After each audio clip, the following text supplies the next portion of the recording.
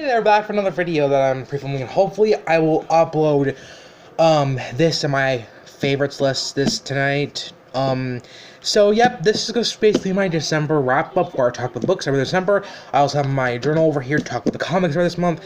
I have one left, and also I'm still thinking about the last episode of Glitch Season 2 I watched, because damn, that show was emotional. Like, I know the distracted, but just saying, Glitch and Black Mirror, they're probably the two best shows I've seen this year. Like, as much as 2017 was not really a good year for me personally, Glitch and Black Mirror were definitely highlights, because these shows, they're so good. Check them out. They're so good. But yeah, let's just get on to the books. The first I obviously read is the Jasper Dent, or I Hunt Killers trilogy by Barry Laga, which I mentioned I did very much enjoy in both my review and my favorites video. However, like I said, I did have some problems with some of the twists and some of the things that happened in the series, so yep, there's that. And then there is Final Girls by Ryan Sager, which I read, I think, while I was reading Blood in My Blood. I did enjoy this novel. I did find it interesting, but I don't know. A lot of the book is not really thrillery. It's just kind of like building up so much I don't mind, and also a similar problem with this I had is one I had with the Jasper Dent trilogy, is that the twists are kind of cliche and they're kind of predictable. Like, although I didn't personally predict them, I was just kind of like, really, like, that's like one of the most obvious twists you could ever think of. And I just felt like that, yeah, they weren't that impactful. The next novel I read is The Absolutely True Diary of a Part-Time Indian by Sherman Alexie. I found it to be a very interesting novel. I found it to, I liked it. Sorry for the little stutter there. But there was some minor nitpicks that happened at the beginning of the book. Like, I understand what the author is going for, and I know that some of these things, actually quite a bit of these things in the book, are actually based off of his own experiences when he was a teenager around the early 80s, I would pretty sure, because he was born the same year as my mom. But there was some things that happened that was kind of like, it seems a little exaggerated, but look, I'm not claiming to be an expert in Native American life. I'm not a Native American, I'm white. I have not lived the lives they have. But they were just a little bit of irritations, because I'm like, really? Because there's one thing that happens, like, they have to do this certain thing because of the fact of something. Okay, click mute if you don't want to know. Although it's not really heavy, it happens at the end of the second chapter. So click here. So I would say either mute or click to whatever timestamp I stopped talking about this, because it's a little minor spoilers. So the father kills his stray dog pet because of the fact they can't have money. They don't have any money to take the veterinarian. And I was like, whoa, okay, that seems a little exaggerated to me. Like, why couldn't you have another friend take the dog to a veterinarian? Why couldn't you find someone else? Like, I was like, why? Like, especially since this is 2007, like, this book, I thought it was made 1995 and released 1995. This was made 2007. And I was like, okay, it just seems a little exaggerated. And then there's this one part where, in the first day of school, he immediately gets, like, a racial, like, insult thrown at him. And it's kind of like, okay, that seems a little, like, I get that this is probably based off his own life experiences. I'm not claiming these are not major issues. They did not detract from the story.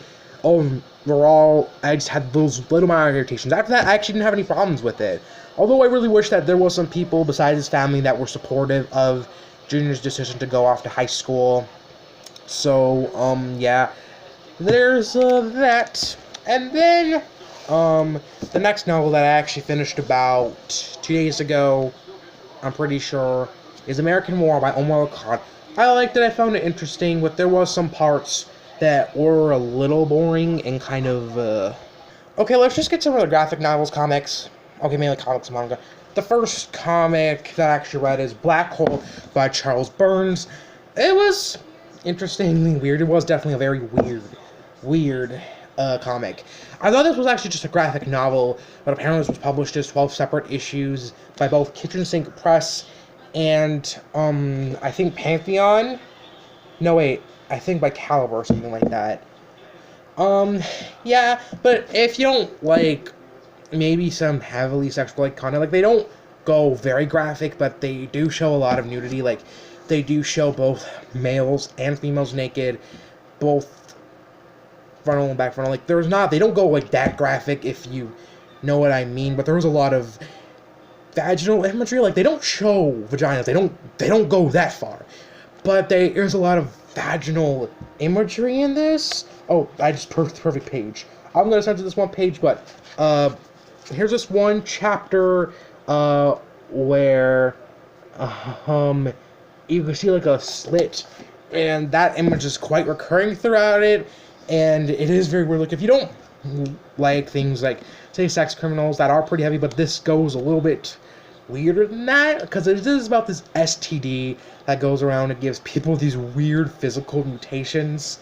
Like, there's this one girl that has a tail, there's this one girl who's one of the main characters, and she ends up getting, like, her skin shedding, and then there's, like, some kids who have, like, skin sagging on his face, and then there's one who has, like, a mouth around here, and his girlfriend actually makes out with it at one point, and it's weird and shit, and also there's some dream sequences that are really creepy, and it is very weird. The ending, I thought, was a little kind of really, but that's it.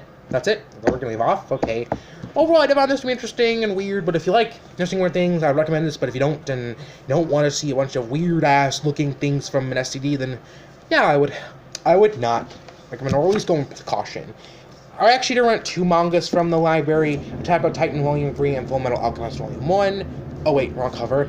I didn't end up reading this. I will hopefully read this on the first day of January, or at least half of it, and return it to the library, because I'd rather say, fuck it, I'm just gonna read this in next year, or like tomorrow.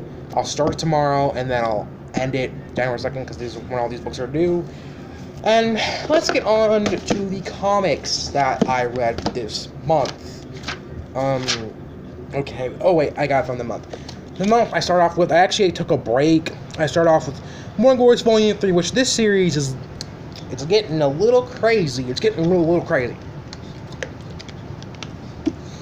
Then there's Scalped Volume 5, which I am enjoying the series so far.